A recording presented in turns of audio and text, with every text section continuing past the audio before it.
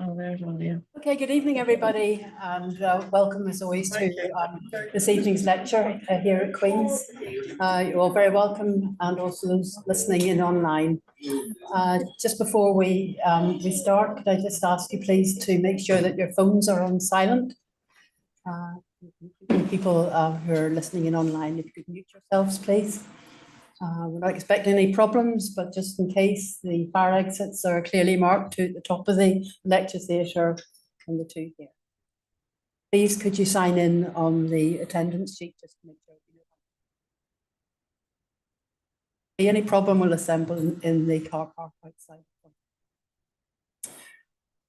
Okay, it's my pleasure now to introduce our speaker this evening, Dr. Rebecca Boyd. Rebecca started off her career in archaeology with BSc First Class Honours, no less, from University of Bradford. She continued her studies with a PhD in UCD. Since then, she's been working for the Discovery Programme. She's lectured with UCD, UCC, National University of Ireland, Maynooth, and as a researcher, both independently and with UCC. And she's presently a Senior Research Archaeologist in the Irish Archaeological Consultancy, known as IAC. She's a member of the Institute of Irish Archaeologists and has written extensively on her subject, most recently, I think it was April this year, publishing her book, Exploring Ireland's Viking-Age Towns. So we're delighted to have Rebecca along this evening to give us her talk as Life at Home in Ireland's Viking-Age Worlds. So welcome.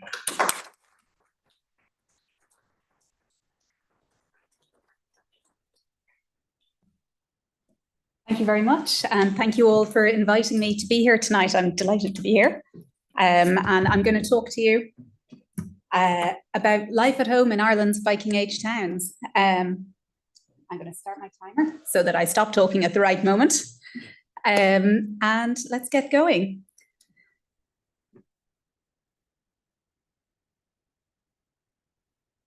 So this is my lovely new book that I wrote. It is a very I hope, very thought-provoking book about life in Ireland's Viking-Age towns. It's very dense and academic and quite expensive, but there will be a paperback version very soon as well, so that helps. So my own background is that I've been working on thinking about Ireland's Viking-Age archaeology for about 20 years now. Almost from the first day that I started working as an archaeologist, I was handed a box of leather shoes that had been excavated in Temple Bar West in Dublin and told, these are Viking shoes, here's a toothbrush, go out and clean the mould off them. So it was quite an introduction to Viking archaeology, but it is, I think, fascinating. And I think equally fascinating are our houses and our homes.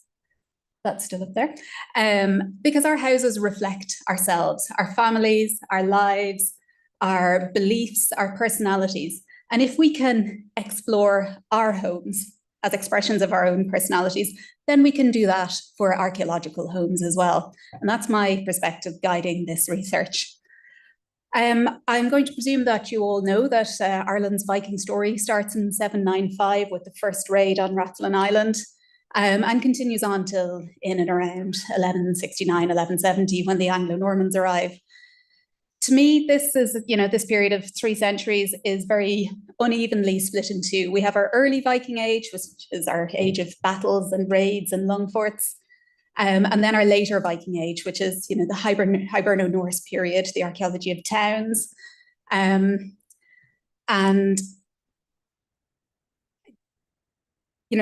quite, whoops, skipping slides here. The two quite uneven, periods. The nicer, exciting stuff is in the first period, the early Viking age with the warriors. But I think it's the second part that's much more interesting. And it's the second part that we have much more evidence for the archaeology of towns, because we've been excavating Viking age houses in the heart of Dublin, of Cork and Waterford for over 60 years.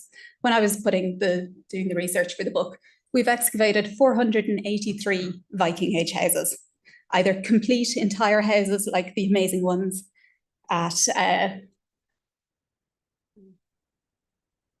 Fishamble Street here, where you can see all the details, the walls, the fireplace, or much more difficult ones to read, like these bits of houses from the Beamish factory in Cork. So there's a whole range of evidence there, lots of different houses. So if we start, my perspective was to start to look at these houses to tell the story of the people who lived in them. So who are these Vikings that I'm talking about? Well, I'm going to guess that most of you think it's probably this guy on the top here, but maybe some of you don't, and that's good, that's progress. Vikings didn't wear horned helmets, I'm sorry, but you always see this Viking with weapons in this really powerful pose. You know, he's usually striding along like this with a spear or a sword. You've got this pack of followers behind him. It's usually this really dramatic landscape. And that's one Viking. And this Viking was very real, really did exist. You know, we have lots of evidence for this guy. We also have lots of evidence for Viking women, but I think they're always portrayed slightly differently. So if you see the pictures down here, these two women, they're always on their own, isolated, usually in this lonely landscape. And I think that absolutely does not reflect the reality of women's lives in any age or time. But this is what's always portrayed: the shield maiden, the Valkyrie, the isolated, the exceptional person.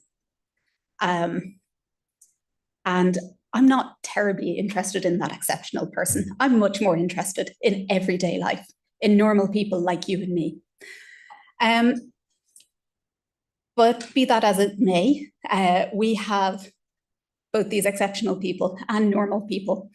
The other thing, when we're talking about Vikings, defining Vikings, this Viking is always traveling. It's always away from home and always moving. And that's part of the definition of what makes a Viking. The purpose of that travel could be different. It could be a Viking who's raiding. It could be a Viking who's trading, or it could be just a Viking who's moving from one place to another. But they're always traveling and they're always away from home. So I think that has some interesting nuances that I'm coming to understand. But what is the home of this Viking? So the home of this Viking is something like this. This is a really exceptional longhouse from Borg, which is in the Lofoten Islands in the Arctic Circle in Norway. This longhouse, can you guess why it's called a longhouse? It's very imaginative. This longhouse, when it was excavated, it's 83 meters long, it's 12 meters wide, and the reconstructed roof that you see here is 9 meters high. This is a massive structure. You're talking about a cathedral-like space here. And within this longhouse, you have that exceptional Viking. This is an exceptional longhouse. This is a high-status chieftain's hall in the Arctic Circle. It's got imported Germanic glassware. It's got tiny gold devotional plaques buried underneath the foundations of the roof supports. This is a truly exceptional building.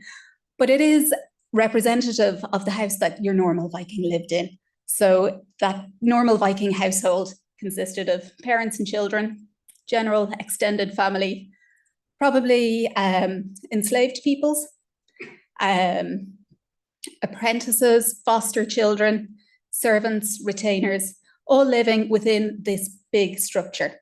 And of course, the longhouse also incorporates buyer space. So there are animals within the same building, within the same household. And there's some really interesting work being done by Marianne Eriksson, looking at how the animals are integrated into this rural farming Viking Age household. So it's this sort of house that's part of your standard Viking package, that early Viking Age, that raider, that warrior, always on the move. And I think it's really interesting that when we see this Viking in Ireland in the 9th century, in the early 10th century, we have our swords like these ones from the furnished burials in Kilmainham and Island Bridge. We've got these amazing silver hoards. We have, of course, our History Channel's Viking TV, Vikings. And it's this whole material culture package that goes along with this part of the early Viking Age. And by rights, we should see as part of that the longhouse, because that longhouse is this big statement of what it means to be a Viking. To be a Viking in Scandinavia, you come from this longhouse. And we don't see that here in Ireland. We don't have that part of the story. And does that mean that we have it obviously means we have a different relationship between these Vikings and their homes and their houses in Ireland. There is one possible longhouse excavated in South Great George's Street in Dublin, right in the heart of Viking Dublin. But it's the only one, and I think that is really interesting because it says that the Vikings are doing something different in Ireland when they're coming here, raiding, battling with the Irish, battling for the Irish, acting as mercenaries, burying their dead here, but they're not living in the same sort of house that they're living in Scandinavia. And that's something that I spend a lot of time thinking about. Why is it different? But where we do have the houses coming in is in the Viking Age towns. So this is a different sort of house, and this is what it looks like. These are some reconstruction drawings from, the colour image is Temple Bar West, and the other two are from Fishamble Street, Wood Quay. So you can see the internal layout of these houses here. So they're much smaller. There's very obviously no buyer compartment. So the animals aren't living in the same building, in the same house here. But you can see that there's the internal roof supporting posts dividing the space into this three-aisled layout. I'm at a funny angle here, but there's the hearth here in the middle and doorways in both ends of the building. And it's this rectangular shape. They're often grouped together in properties like over here with 2 or 3 buildings. So in these long rectangular properties, and you can see over here that they're almost in terraces, kind of think of Coronation Street. Everyone is living on top of each other. These are all individual family units, but they're in much smaller spaces than we see in the rural longhouses. And they are, of course, together in towns, in these urban settings for the first time. I think we have a slightly controversial relationship with the archaeology of towns in Ireland. It's not something that we really grapple with very much as a research discipline. I have a quote here from 1961 from T.J. Hughes. And it says that in Ireland, however, it so happens that the urban form of settlement is, for the most part, an intrusive element in the landscape, and a latecomer at that. So it's really, in the mid-20th century, towns were very much seen as not part of the natural narrative. And I think this is part of the need to create an Irish heritage, focusing on what's really Irish. And that's monks and St. Patrick and the Iron Age and prehistory. We're not going to talk about those Vikings, those Anglo-Normans. They are alien. I have another quote from 1986 from Mary Daly. Part of the neglect of Irish urban history is attributable to the popular belief that towns were somehow alien to the Irish culture, the preserve of aliens such as Vikings, Normans, and the Anglo-Irish. The belief that the true Irish man was a peasant, popular in both politics and literature, was also endorsed by scholars. So towns were not seen as part of that narrative. And since then, since the 1960s, the 1980s, there's been a huge amount of excavation in our urban centres, but we really haven't come to grips with how we think about and talk about towns since then. So I think that's something that we need to recognise in that. So what do we know about Ireland's Viking Age towns? The theoretical angle aside. So there's supposedly 5 different Viking Age towns in Ireland: Dublin and Cork and Waterford, all of which have really strong, solid archaeological evidence. So Dublin was famously founded in the 10th century, refounded in the 10th century. We have solid archaeological evidence for urban forms, urban settlement in Dublin in the 9th century. Then we have Cork and Waterford, who in true tradition battle each other for the title of which came first. The earliest evidence from Waterford is from the 1040s to 1060s, And the earliest evidence from Cork is from the 1080s. So they're very close, but Waterford was first. But of course, then Dublin was before Waterford. So I do quibble with Waterford's marketing slogan of being Ireland's first town. If you look at their tourism briefings, all their marketing material, they're really pushing the Ireland's first town angle. But they weren't. Dublin was first. So what about towns? So we have these 5 different Viking towns, 3 of which I've just mentioned. The other 2 are, of course, Limerick and Wexford. And these are mentioned in the texts, in the historical sources, as being Viking towns. But unfortunately, we don't have solid archaeological evidence for them. There is one site in Wexford which had a couple of this sort of Viking house excavated, but they were very partial remains, and nothing else has been found since. And the earliest housing evidence from Limerick is 13th century, late 12th, 13th century. It's a different type of building. I can't put them in the same category as Cork and Waterford and Dublin here. We're just missing that little bit of archaeology still, I think. So we have these 5 Viking Age towns. These are reconstruction drawings.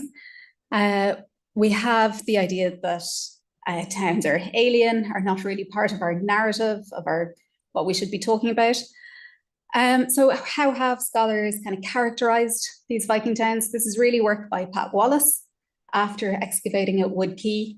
And he really looked at these 5 towns in terms of classifying what they looked like, where they were located on rivers, the natural geography, the walls, the nature of the walls surrounding them, the gates, looking for similarities in what they looked like inside the walls. You know, they all have a street pattern. That's part of being a town. The properties and the houses look the same. The material culture found in sites from across these 5 different towns is very similar. So that's the style of artifacts found, you know, the particular types of leather shoe, the type of antler comb for combing your hair, the type of lice comb for combing out the lice. They're similar across all these, and we refer to this as, you know, the Hiberno-Norse material culture, similar artistic styles across this. And of course, similarities in language, which we know from the historical texts. And this is one way to think about towns, by trying to, you know, reduce it down into this classificatory system. You know, this has this settlement has this sort of attributes. This settlement has the same ones, but this one is different. And that is I think that's quite a historically influenced way of thinking about towns. And I want to think about these towns, about these settlements in a different way. You can use those bundles of criteria, as one of my colleagues phrased them, you know, say that a town has to have a cathedral, or a town has to have administrative features like a mint, or a town has to be enclosed. But I don't think that that works in the wider scale when we're talking about archaeological towns. And the definition that I keep coming back to is this one here by Susan Reynolds, who is actually a historian, not an archaeologist. But she says that a town is a permanent human settlement. So for me, that means that it is a settlement that makes an impact on its landscape and its environment. It changes the land where it is situated, and it has that lasting impact, permanence.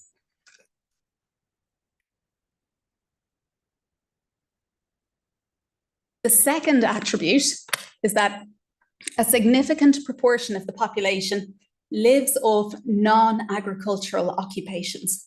So the people who live in these towns from the 9th, 10th century onwards, right up until today, are not farming. They're not making their living by raising animals or producing crops. That's distinct from, they're not from food production, because they still need to eat. And urban farming, urban gardening, small-scale farming is part of many towns throughout the world, even today. But they're not making their primary living from agriculture. It's a different way of thinking about life in the town. There are other industries happening. And the second essential attribute is that it forms a social unit distinct from its surrounding countryside. So a town is different from its countryside. And you should be able to pick that out through the archaeology, through the traces of the town, through in a town today. There should be a difference between the urban place and the non-urban place. And I think this definition is much more useful in archaeological contexts, where we only ever have part of the evidence. We never have the full story. We only have little windows, little snippets and insights, depending on arbitrary trench locations as prescribed by property boundaries, by modern day development opportunities. So I think we need a much more flexible way to think about towns and to think about what we're going to do when we're approaching when we approach the archaeology of towns. And the other thing that we need to think about is all these people. So if we go back to our raiding Viking, our traveling Viking, what about the rest of the population who sustain that Viking's lifestyle, who enable that Viking to go out on their raids, on their travels, and to return home, the Vikings who keep the farm going at home? And this is a much, much more diverse group of people. This is the rest of the household living in that longhouse. And we have older people, we have younger people, we have children, infants, people of all sorts of different abilities, different natures, different characteristics. And it is these people who I think we're going to find much more evidence for when we start to look at the 10th, 11th and 12th century urban archaeological record. And it's this idea of the community of people together that I want to get to grips with in the town, of how we can start to find the traces of these normal people. And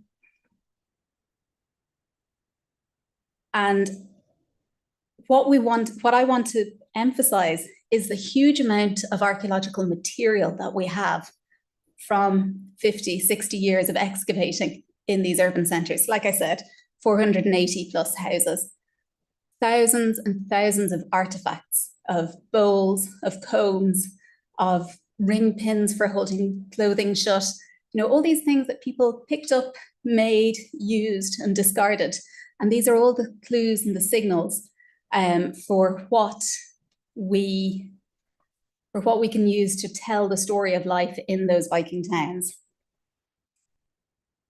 So what I want to do for the rest of today is I want to take you on a little journey.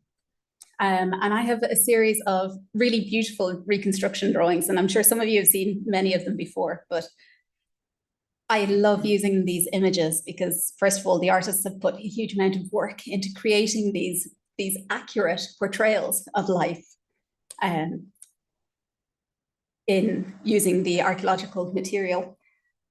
So I'm going to use these to take you on a journey with a visitor, someone who's visiting Dublin sometime in the 11th or 12th century. And I'm going to read a little extract and then I'll talk about how we can interrogate that archaeology. And we'll start here. You approach from the west along the Slia Moor, the big road. The terrain is flat, which makes for easy walking, though to your south you can see the mountains and glimpses of the sea. The path was marked by wooden tracks in places, others just by the trampled feet, the trampled ground underfoot. The countryside around you is different from before. There are more ring forts and fields, and evidence of the intensive farming activity. There's managed woodlands, many field systems, drainage channels and mills.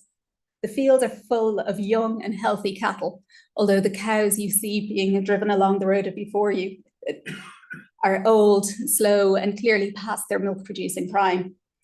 The trees along the side of the road are hazel and oak, ash and willow. The oak forests of the mountains do not extend this far. From the trees, you can hear the rasp of saws and the thud of axes as the woodsmen work to supply the town with the vast quantities of timber it requires for construction, for fires, for industry. You see an occasional deer through the trees, and though you've heard rumours of wild pigs and wolves around here, you've never seen one. Rabbits, hares, otters, badgers, geese, and foxes are plentiful, though. If you can catch one on your way into town, you could trade it on. It would be a welcome bonus from this trip. You're now travelling along a well-trodden road, passing other travellers with packs on their back, travelling on foot or carts laden with all the things that are needed by the town. Mounds of antlers for carving, grain, hay, reeds for thatching, stone, or many of the other raw materials that the town needs, which it cannot get, which require to be sourced from outside its hinterland. So what I want to come back to here is the idea of it's distinct from the countryside. The town is different. It doesn't supply its own needs, so it has to have a relationship with this countryside surrounding it.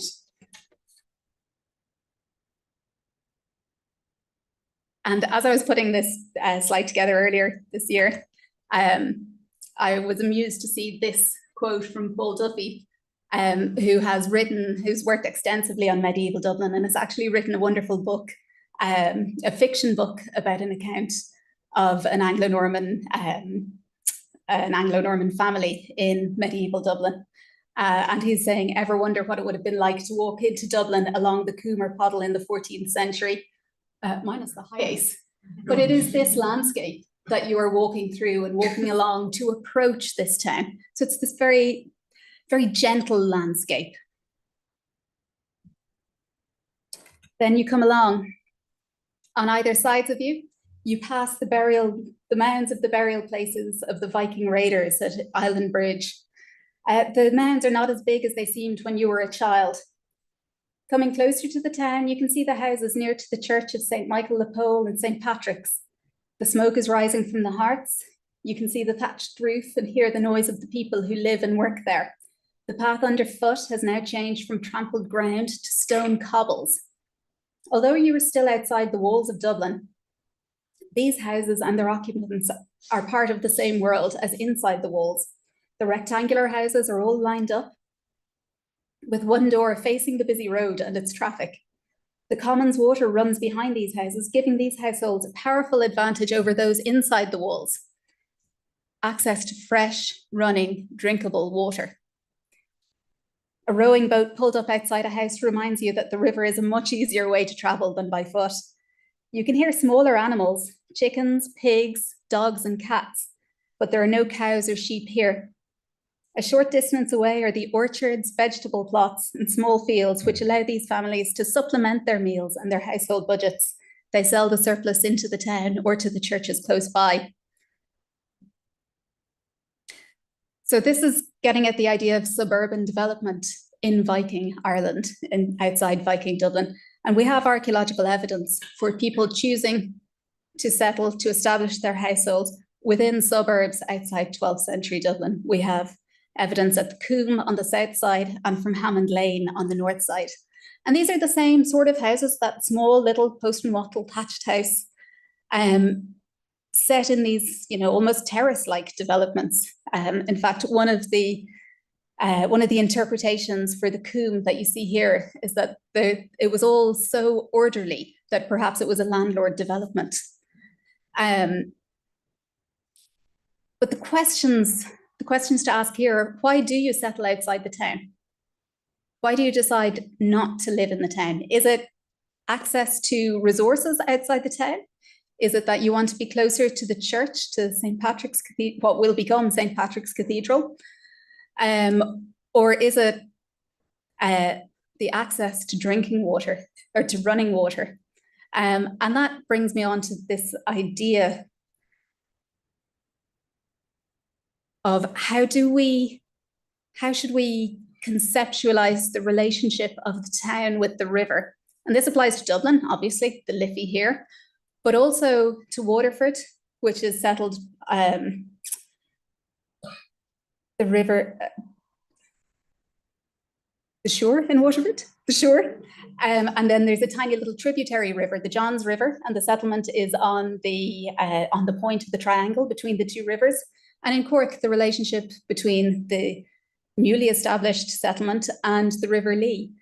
You know, I think that we have been focused so often on thinking of how these towns are related to their external counterparts. So Waterford and Bristol in the 12th, 13th, 14th century, Dublin and the Viking world, Dublin and the North Atlantic, Dublin and Scandinavia, that we have neglected the relationships between the towns and their immediate environs, their immediate hinterlands, and their regional connections. And of course, the river is a really powerful way to cement those connections. Like I said, it is much easier to travel by boat, as long as you're going the right way.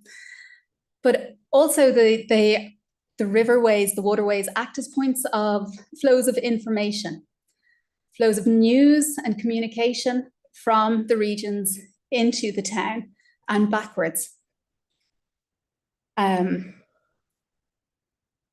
And there's been some really interesting work done looking at town development in the medieval period, the early medieval period, along the River Loire in France, and looking at how the settlements there, what become bigger towns, were really focused and positioned to take advantage of hydropower, the power of the river to power mills, or equally fishing, good fishing points. So it's about the human riverine interactions and connections. And I think, and that's something that we should think again about, why these towns are all situated on rivers.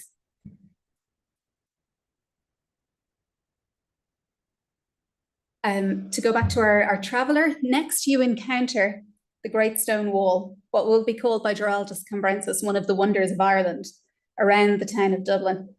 It's high, and depending on the time of day, it casts a shadow over the streets and houses underneath it. The smells of the town hit you next, the stench of the tanning pits, the docks, the rubbish pits, and underneath it all, the decay and death of once living things. As you come into the shadow of the wall, you hear the languages spoken. Though you only understand Irish, your own language, you know that the people in Dublin speak their own language, the Gypgok, and that the travellers there speak English, Latin, French, Norse.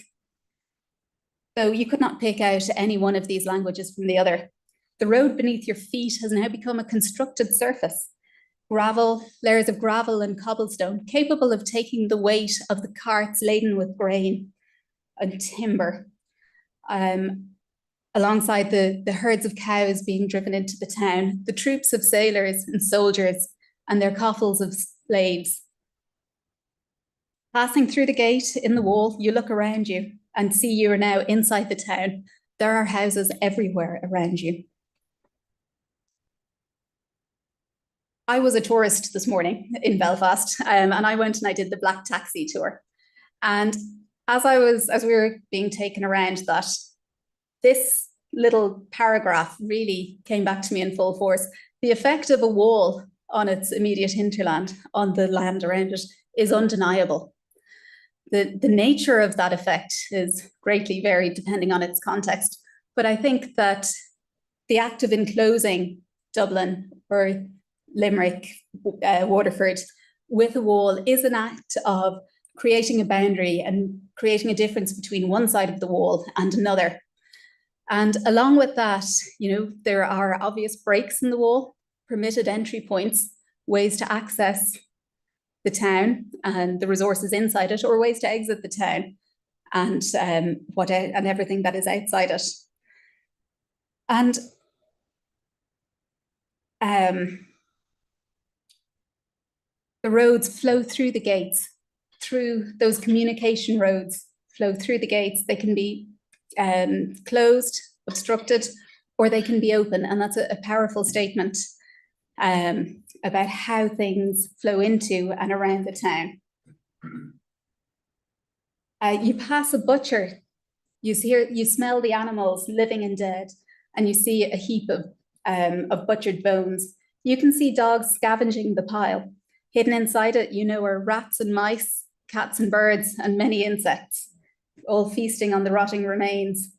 You know that this pile of fresh bones will be the target of a bone collector who will use them to make combs and pins and many other things. Inside the town, you walk past many houses and properties. Some are in a better state of repair than others. Some are derelict, abandoned, with pigs rooting around in the fallen timbers and broken down walls. You follow the road along towards the top of the ridge and turn down a smaller road towards the river, heading towards your destination. This is another one of my favorite pictures. And this is a reconstruction of Fishamble Street. And you can see in the middle of the picture here, you can see this road, this constructed road, running the full length of the picture. Except, of course, we're within the town now, so it's not a road anymore, it's a street. And the definition of a street is that it has to have buildings on both sides, preferably both. If there are buildings on one side, it's okay. But a real street has buildings on both sides. And that is hugely different from the nature of roads, which just connect A to B, whereas a street is surrounded by people all the time. And I like to think about, the way the streets snake through the landscape, connecting parts of the town with the other. But if you look at the houses here, you see all the doorways are open. They're all facing out onto this shared communal space. And that builds in this whole idea of community, of community and togetherness. The open doorways facing onto the shared space create a great sense of where it is gone. Not community, a sense of a shared space and a safe space of security. There's always going to be somebody watching. And I think that's really important for these early urban places, this idea that this is a shared safe space. Other things that I like thinking about with this picture, this reconstruction drawing, how does this change during the day? Are there different kind of frequencies of activity? Are people doing different things in the morning or in the afternoon?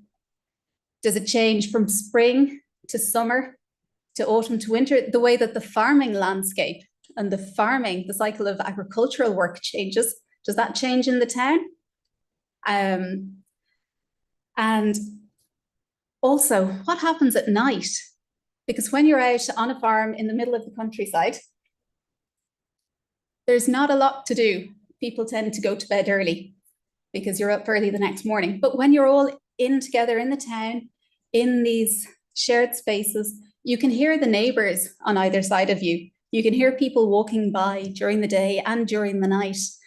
And we see in the 13th and 14th century, the rise of this nighttime economy is well documented in medieval English towns. But how far back can we project that into these earlier 10th and 11th century contexts? Something else that we don't really see in this reconstruction drawing are the open spaces and the unbuilt spaces, places like marketplaces, graveyards. And we know that in the west of Dublin, there were big areas of open land where we think there might have been markets, gathering areas, perhaps unloading zones for all the timber that's needed. There are these big open expanses of unbuilt ground. So how do they function? And then there's a whole range of administrative work that goes along with an urban settlement. Things like waste management, sanitation, fire control.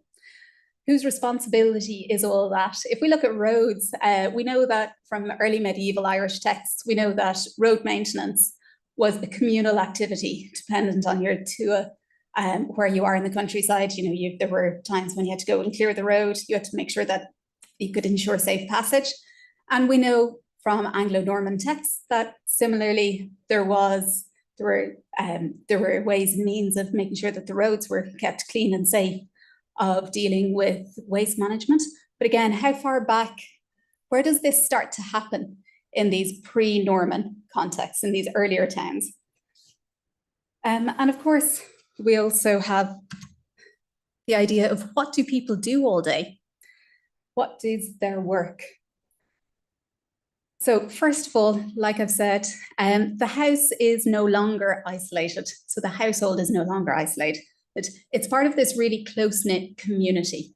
There are neighbours everywhere, and much as we might love some of our neighbours, we might hate others of them, but there's no escaping them. There's the phrase here is maintenance activities that I use. It's this concept that every single household has to go through a whole series of activities to maintain the household and enable the household to thrive. And these are the really basic, boring jobs like cooking the food, planning the food, looking after the children, providing medical care, assistance, educating the children, or looking after the older members of the family, the people who are less able. And this is often falls down to women's work and women's jobs, these caring responsibilities. But without these jobs, without these roles, without somebody planning the food and cooking the food, the household falls apart. It cannot sustain itself. So these tasks are absolutely essential within any house, whether it's urban or rural. And like I said earlier, farming is not part of the urban work, the daily work, but food production is. So much of our evidence are things like quernstones, pots for cooking food. So these are all ongoing, essential acts within the household, no matter what. But the farming isn't ongoing and essential. It's not the same as it is in the countryside. There's another big difference. There's a big difference in this photo, in this reconstruction drawing, than you would see from any early medieval kind of rural settlement. And that's the presence of men. There's lots of men in this picture, and they're all around the home. They're all around the house. When we come into the towns, men are no longer going out into the farm, into the fields, to rear animals, to sow crops, to tend crops. And when we come into the town, there is a shift in the balance of who is present in the house all the time and what are they doing. We see this much more strongly in the medieval period with the establishment of guilds for things like textile production, cloth making, beer making. These are all jobs that were traditionally and typically women's work. But there is a shift where these become much more economically productive and they become money-making enterprises. And I do wonder if it's this shift in the balance of work and the balance of time spent in the house, when men are physically spending more time in the house, observing all the work that goes into creating the household and sustaining the household. And they need to find a way to shift the household economy into producing enough money to sustain the household. So that these formerly women's jobs become economically viable once the men see the potential there. That's probably a slightly roundabout way of explaining it, but I do think there's something here. There is a change in the household economy because there's a change in the balance of people who are in the house, observing the work, doing the work. So if we come back to our traveller, the house has changed since you were last here. You've now reached the house of your friends. A path of fresh walking mats leads up the slope from the roadway to the door of the house. To one side of the path, the rubbish pits are capped with layers of old patch and bedding material to try and keep the smell down. You spot plenty of bones poking out from one of the pits. They must be eating well in this house. There are puddles of muddy water and a drain emptying out through the house. Above the door, a bird's nest peeps out of the thatched roof. The gable of the thatched roof is edged with neat decorative strips, though you can see a patchwork of newer and older repairs across the length of the roof. Behind the house, you can see the leaves of trees in the backyards. You can hear people moving around, chatting and working. Buckets and troughs are stacked outside the doorway, while ropes and nets are piled to one side. A set of woodworking tools, beautiful carved bowls and boxes sit on top of a trestle table, while a teenager sits by practicing carving a motif. Inside the door of the house, you can see the light of the fire burning in the center of the house, although the glare from the open back door makes it more difficult to make out much more than that. Your old friends come forward to greet you, welcoming you to their home. As you walk through the door, your heels tap on the wooden pavement just inside the door, under your feet, and then you step down onto a packed earth floor. Your eyes adjust to the light and the smoke as you step into the middle of the house towards the fire. The noise of the street is still there, but it is quieter here inside the house. On one side of you, there are children playing with their toys under the watchful eye of a grandparent. The space feels small, but it is comfortable. There are things everywhere. Boxes and chests with blankets and bowls, bags containing herbs and salt, barrels of apples and grains. One corner is full of dried logs ready for carving, and an arrangement of saws, chisels, whetstones, and knives sit by ready for use. Another corner contains sacks of wool ready to be spun into thread and transformed into clothing. The loom itself stands against the wall, a half-finished weaving demonstrating the skill of the weaver. Though this house is different from your own, it is still recognizably a home. You visit with your old friends, sitting down to pass the time. So these things in and around the house, these are all the things that we find as archaeologists. These are all the boxes and bowls that we excavate, that we're privileged enough to excavate. And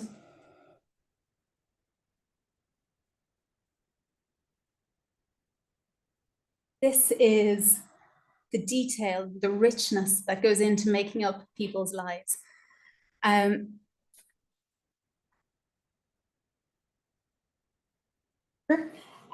Your friend shows you around the rest of his home, pointing out the workspaces and explaining what he does. Passing through the house, you emerge into the backyard. To one side, you see the tree and an allotment filled with vegetables and herbs, buckets and tools. These plants are grown for dinner, for dyeing cloth and fabric, and for medicinal purposes. More rubbish pits are placed around the yard, while a small coop contains squawking chickens, and a pig is snuffling around in another muddy pen. An outbuilding stores shovels, buckets, containers of unprocessed cereals, raw materials, and specialist tools.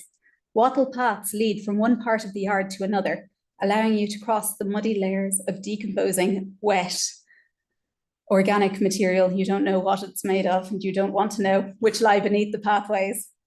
The post and wattle boundary fences mark the edges of the property, although the thorny branches topping the fences hint that there might be unwelcome attempts at trespass from one property to the next. You have come here because your son wants to move to the city, to this new town and this new way of life. You've come here to your old friend to ask them to teach your son. If your son wants to learn how to thrive in this new place, this will become his new home and his new life. This town is busy. There are always people here to meet and things to learn. It is not what you would choose, but he is a teenager and that's his choice. You know that often boys who move to town can go wild, but your friend will keep an eye on him. He will have to work hard and become part of the family, eating and sleeping in the same house as everyone else, taking part in the daily chores, as well as learning the crafts and the trade that he wants. And it's this idea of the town being different from the countryside, being a different way to live, a different space to live in. This is what we get through our archaeology. And the way that I approach this is using the household as a lens to explore that world and that life. Households are inherently social. They're about the people who live in them. You and me, our families, our friends, it's the people who make them up. But households are contained within houses. And they are full of things. That's the material culture. And if we can use the things that we excavate archaeologically, to reconstruct the lives of the people who lived there. We can learn about the behaviours, the worlds which they lived and operated in.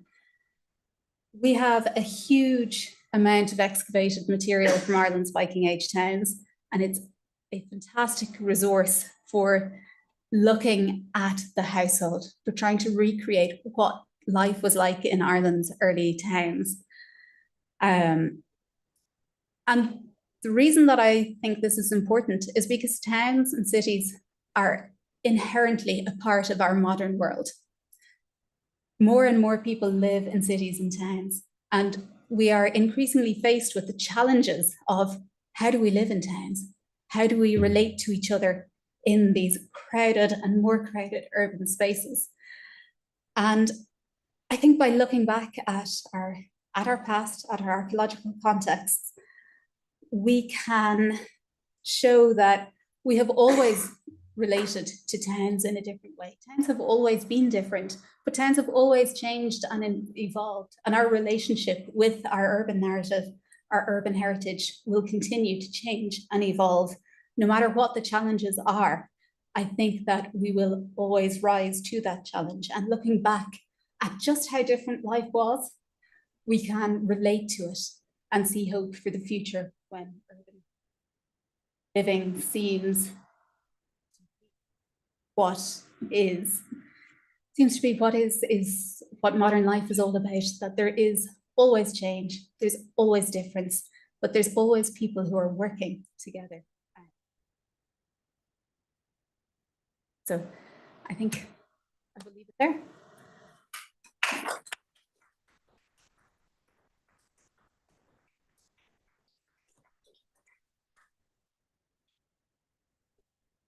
Very much indeed. Life in Viking-Age Ireland.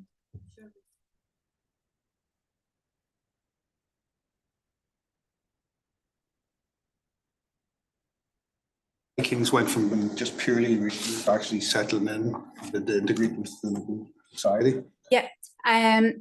So traditionally in Ireland, we've always said it's been from the mid-10th century onwards, but we do see evidence for this push back into the mid-9th century. This is quite late in terms of the rest of the Viking world. There's a lot of research in the last decade or so looking at early urban places in Norway and Denmark, where they're pushing back the dates of the first towns into the 8th century. And the early Dublin evidence kind of follows on from that 8th into the 9th century. So we're pushing that back earlier in Northern Europe. I'm seeing you talk about from when they first arrived to 50 or 100 years, is it? From when they first arrived in Ireland? When they first arrived in Ireland, they went settled. Yeah, so our earliest date for this type of house is from the 3rd quarter of the 9th century. So that's the earliest date. That's one site, that's one very nice site with lots of evidence, but it is just one single site. And then it's from kind of the 920s onwards that we see the flourishing of lots of several different sites at Woodkey, Christchurch Cathedral. And so that's the traditional interpretation, the traditional start date. But I do think it's the mid-9th century. Yes, Liam. Yeah, that was a great journey through sort of domestic life, perhaps. It might have been like back then, but just to focus on the actual houses themselves, like, there's much difference in the styles of the houses, the different periods, and even within the communities or towns themselves. And does that tell us anything about maybe things within the people themselves? Yeah, so, the outside of the house is really consistent from these first mid-9th century houses right up until these houses continue being built into the 13th, 14th century. So that's really consistent. You've got this 3-aisle division, you've got the hearth in the middle and kind of bench areas on the sides. But if you look at the detail of all the houses, there are some quirks in some houses. So the houses in Waterford are arranged slightly differently. They're a little bit more open. There are fewer internal spaces. They're a little bit more like a roundhouse, I think. They're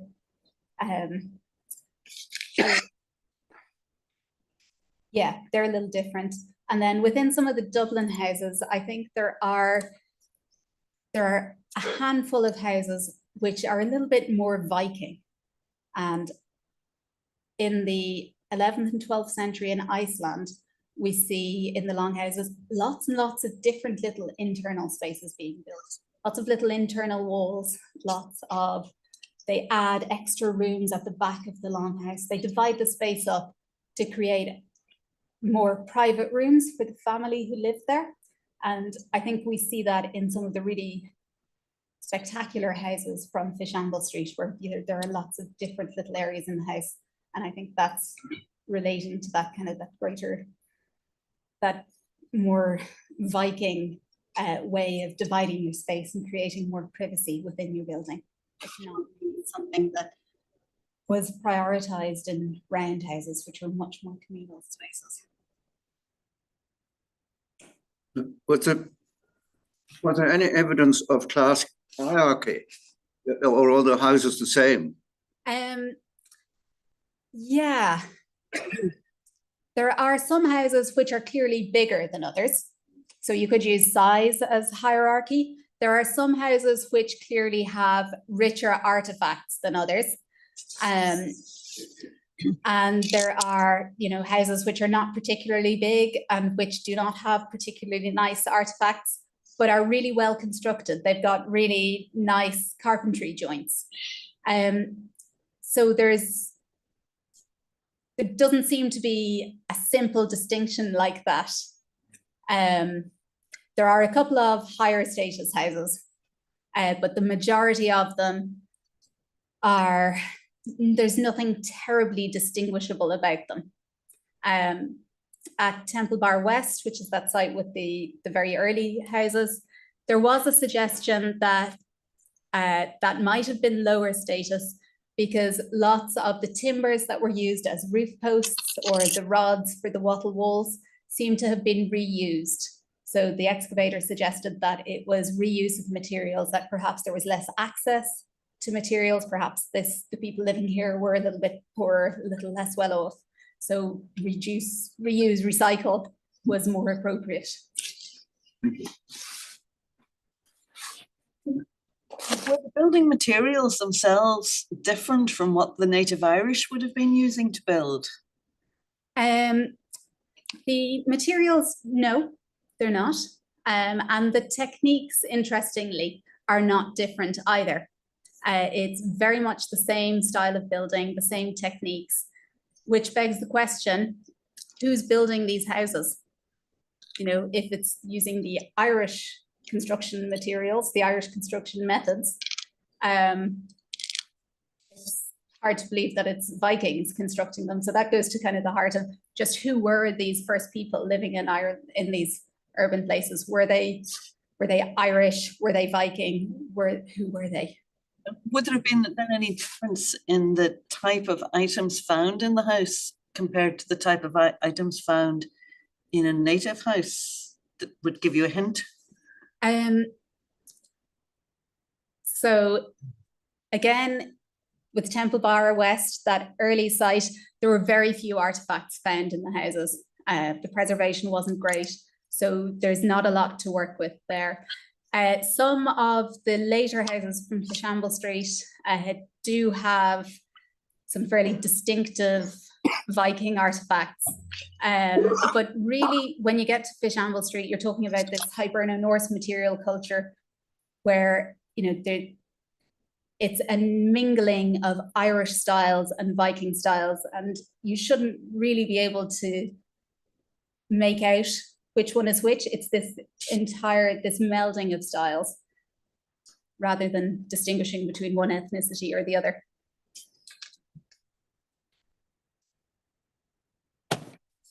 Thank you so much, Nadine. One of the questions you hinted at, that the first raid, 795 to Rathlin Island, and then I think, if I remember rightly, around 840, 841, the Vikings wintered at Drumclay, and then regular raids to Armagh. I think by the 10th century, evidence that there was a Norse community in Armagh. But why then, apart from Carlingford, there's some evidence in Strangford as well. I think there's a sea battle there with the whatever. But there's no evidence, as far as there, very little evidence of any long-term settlement in the northeast, which we thought would have been the obvious thing. It was that's the first thing. And secondly, you alluded to when they did become Christian, obviously there's some kind of intermarriage. There was what became now St. Patrick's Cathedral. But the evidence would seem to be that the connection in the Christian sense was more towards Canterbury than Armagh. I think they said they sent their bishops, for example, to be consecrated by Canterbury and never. And so why was that? I mean, was it simply because the northeast was even then seen as somehow either inhospitable, or was it, or did they quite happily say settle in, let's say, with the Norse community in Armagh and not feel the urge to be, if you like, with the siege mentality of building walls and second? I think for the second part of your question, I'd say that would be an ecumenical matter that I'm not qualified to address. But the first part of your question, why isn't there more settlement in the rest of Ireland, in the northeast or anywhere else?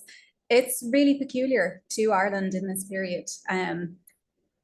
It's a really good question, and I don't really have an answer for it.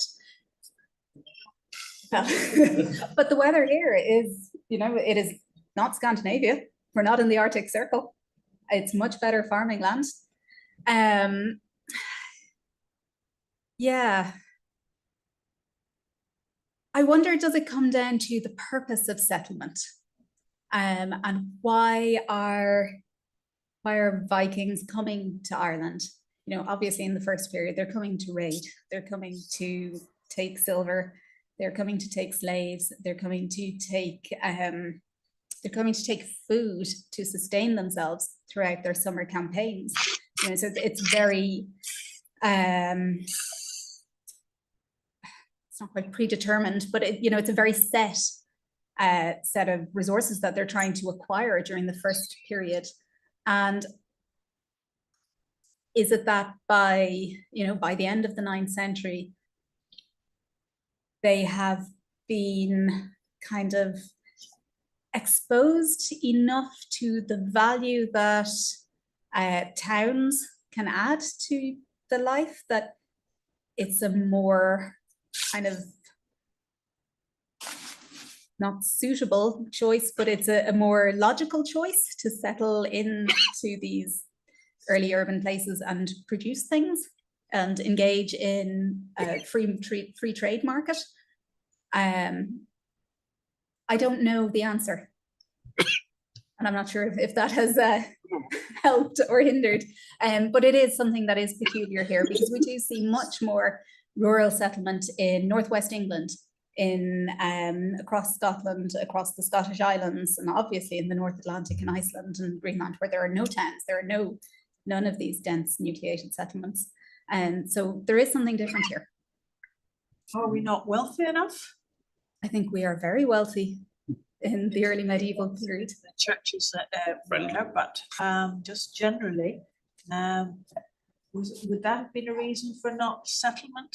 Like say Brian Dendrum and attacked a couple of times in Strangford. Sent them off to bigger, more resourceful places. But they're not really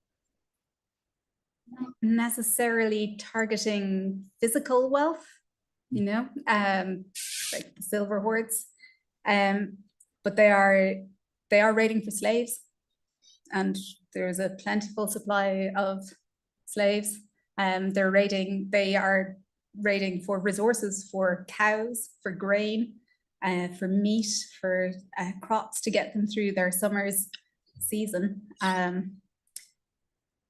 So maybe we need to think about different types of wealth, different push and pull factors attracting them here. Maybe. You mentioned something in your talk about legal aspects. Does anyone know any information on just how that's managed, or is there something like that?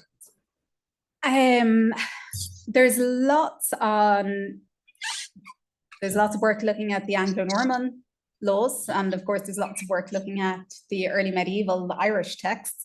As far as I know, there's nobody really targeting that crossover, that looking at the interactions between the two sides, between the Viking text, the Viking evidence, and the Irish evidence in this period.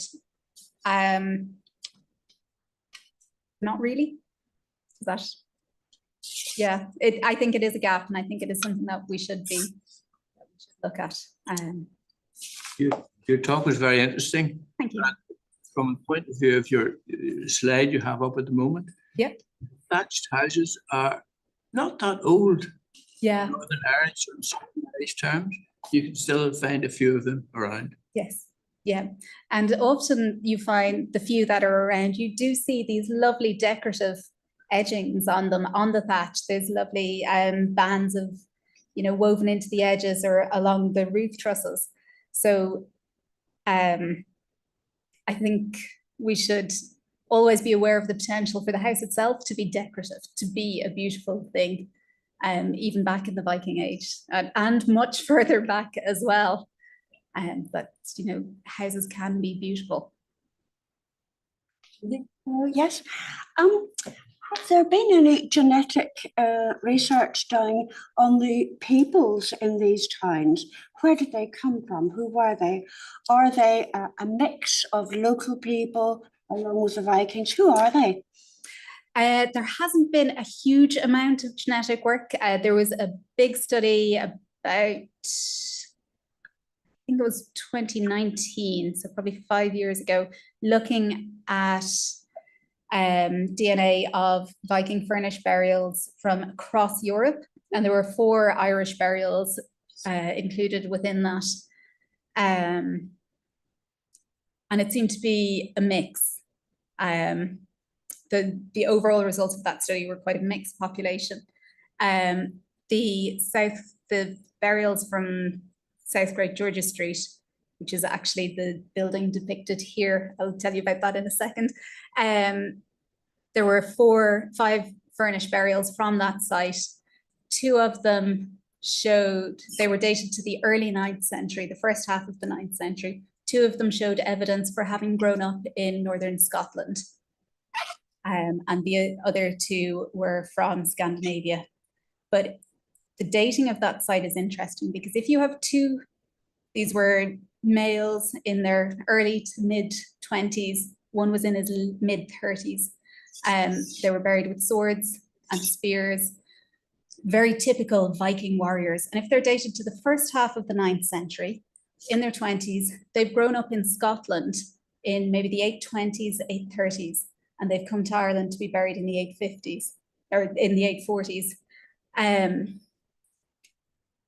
So there's some thinking there about about the timeframes of that, and how these people who've grown up in Scotland, but are buried in Dublin in full Viking rig out with swords and spears, this very evocative image. So yeah, this picture, this reconstruction drawing on the cover of the book I think is a beautiful picture, and it was drawn by Simon Dick, who actually excavated on the site. And this is this early Viking longhouse that I mentioned briefly.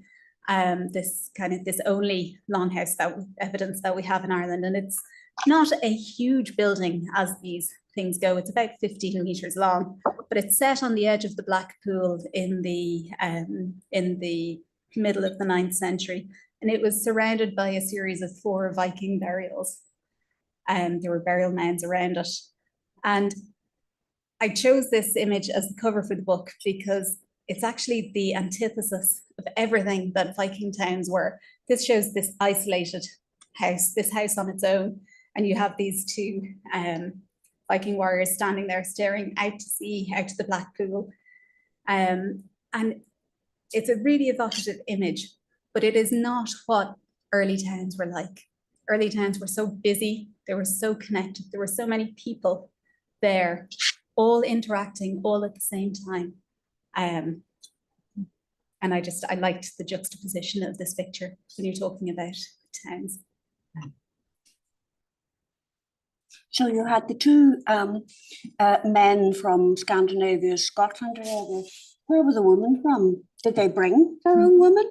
Did they collect the ones from Ireland who were? We only have a handful of Viking female graves from Ireland. One of the most recent ones excavated was in Finglas in 2004, and she was tested genetically and she was Scandinavian. But unfortunately, we just don't, while we have the artifacts from the graves, those pesky antiquarians didn't keep the bones. So we're limited in what we can actually test because we don't have that many bones from these graves. I was going to ask, did they have working spaces within the house? Yeah. The house or separate? Was it? Yes, I didn't go into this at all, but yes, there were separate working spaces. At the risk of stating the obvious, the difference between a roundhouse and a rectangular house are corners. Yeah, it's a very obvious statement, but if you have a hearth in the middle of your roundhouse, all areas around the house get equal or equidistant from the light and the heat. But in a rectangular house, they're not. So people had kind of presumed that the corners are these, in these rectangular houses, are these kind of dark spaces, that they're, you know, maybe secondary, they're where you put the stuff when you're not using it. But I looked at artifact distribution patterns from some houses at Fishamble Street. And in a couple of the houses, the corners were full of craft debris, of wood shavings, of pieces of broken wooden artifacts, of tools for making the artifacts. And I talked to some reenactors about where did they sit when they sit in modern reconstructed houses to do work. And they say they sit beside the doorway because that's where the best natural daylight is. So there are working spaces inside the house, around the doorways and around the hearth. But also, these are not terribly huge buildings, so a lot of work went on outside. I think probably more work happened outside the house than inside the house. So if you were the butcher, did you butcher in your own backyard, or? We think so, yeah. So there was no factory? No, there were no factories. We think that everything happened at a household level in individual properties. Yeah. But unfortunately, all the information from the yards, from the spaces outside the houses, aren't fully published yet, so we can't quite look at that. But I do think that the yards, the areas outside the house, are probably more important than we've ever given them credit for. Huge amount of space. Last question. See, when you said about the wall, yeah, like why people would live outside the town, do you think there might have been like a, maybe this is stupid, I don't know, like a tax for living in the town? Yeah, there is. So in 980s, there's a reference to a tax on every property plot in the town. A tax on the Garda, I can't remember the details off the top of my head. So there were taxes in the town. Again, it's a question of how far back we can push those. But if outside the town, the reconstruction drawing I showed you of the coombe with the stream and the terrace of houses, would they have been considered taxable? You know, it's the same layout as inside the town. So I don't know. But yes, there was a tax on, there was a property tax. Yeah. Anybody else?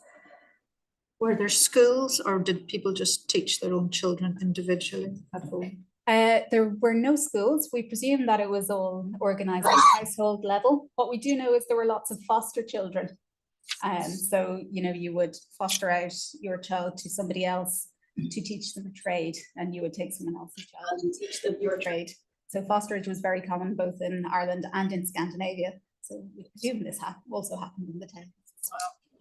So it's that, you know, learning at a personal level at an individual in the fosterage system. With the benefit of hindsight, did Dublin Corporation make a mistake by not preserving some of the Viking sites? With the benefit of hindsight, I can say that if we didn't have this huge archive material to work with now, we wouldn't be able to ask these questions at all.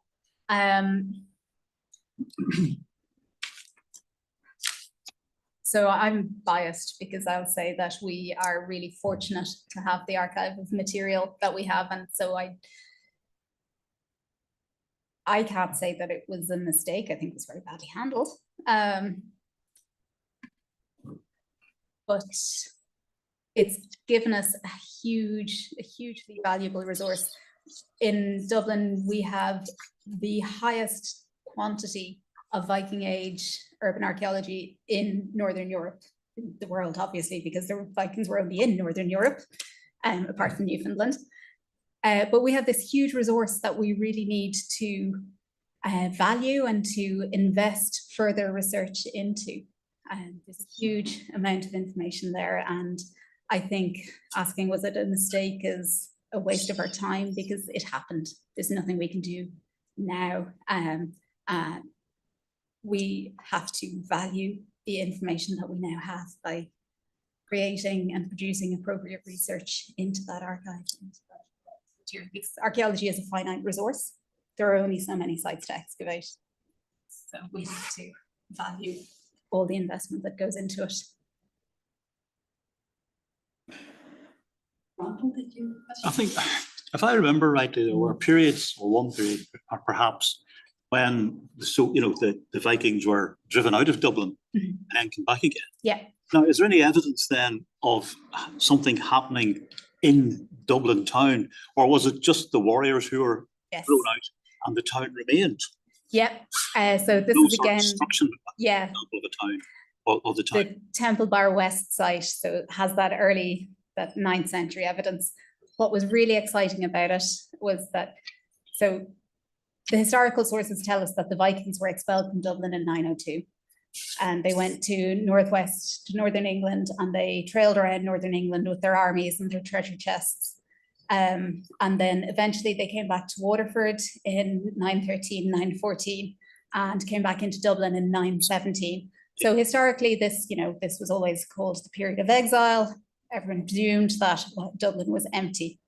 But at Temple Bar West, when they dated the levels, it was clear that that early 10th century phase was, there were still houses there. There were still people living there. The settlement itself was not abandoned.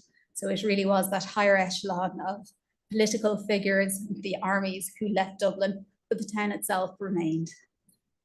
Thanks. Okay, I think in that case, just say thank you again very, very much indeed to Rebecca for coming up all the way from Cork to give us this wonderful insight into sort of daily life and insight into Ireland. So it really has been wonderful. Thank you very much.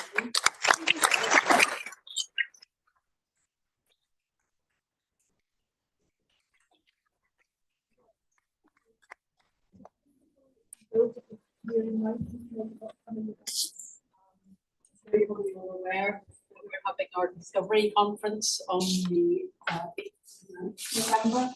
So if you'd like to come along, it's going to be very, very welcome. You can sign up online for our treasurer, who's just up here at the back. We'll be happy to take your details and your money. So we hope to see lots of you there. On the 20th of November, we're having a dinner with Italia. So if you'd like to come along to that, Pat will be sending out an email shortly contact him if you want to come along. And our next lecture is on the 25th of November, and that will be Dr. Rob Barrett, and he will be talking to us about Neolithic monuments in Malta. We're there on one of our study tours. We have lots of interest, and we hope to see you there. So thanks very much for coming along.